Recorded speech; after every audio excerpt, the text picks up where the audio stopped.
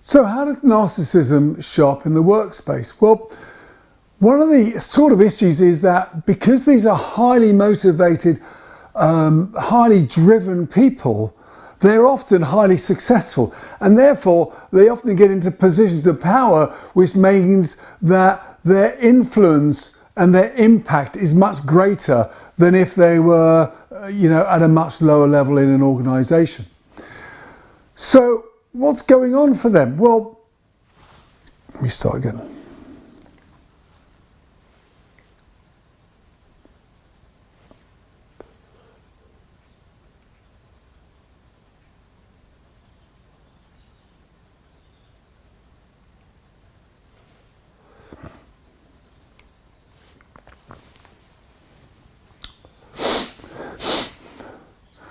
In this session, I want to talk about how narcissism shows up in the workspace. Now, what we know is that very often these are highly successful people who are in positions of power. Why? Because they work incredibly hard. They are driven people. They're often very confident. They're good decision makers. They like to be in control. They've got charisma. They're very good at influencing people, very good at self-promotion. They've got a Teflon outer layer, which means that they make sure that nothing bad sticks to them, and they can often overclaim for successes that goes on around them. So because of that, they get promoted. And actually, because of that, their impact and their influence in an organisation becomes much greater than if they were at a much lower level inside it. And also, what we know about them is that they are driven by these symbols of success. So therefore, that plays out in what they're expecting within the organisation. They'll be very demanding of the parking space, of the big office with the corner, with the title, etc. So they can be quite difficult to go and deal with on a purely sort of working interpersonal relationship.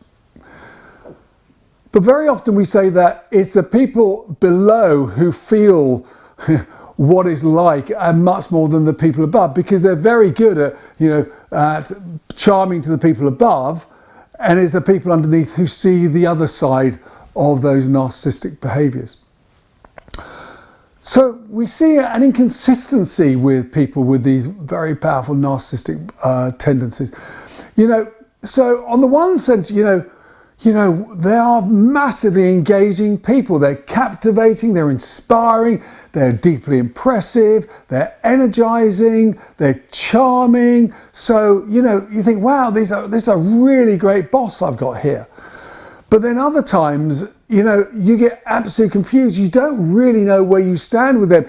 And you're frustrated and you're fearful, and one minute they're very polite, and the next minute they have a go at you. And you're left in a very confused, uncertain space with them, and you don't know how to act, and you never know what's the best thing, and therefore you can be walking on eggshells with these people. Now, as I said, they'll steal the limelight. They want to dominate the conversations, and they'll steal the credit, and they'll be the one who'll make sure their name is put against it.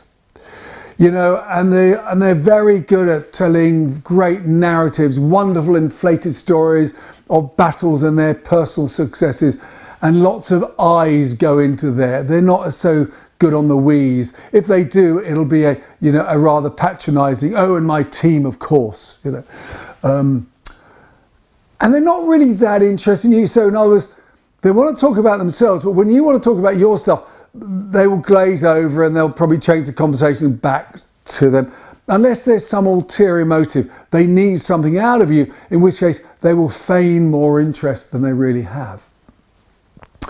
And of course, they're very angry if they're not treated with the respect they deserve. So in other words, don't arrive late to one of their meetings, because that is an insult.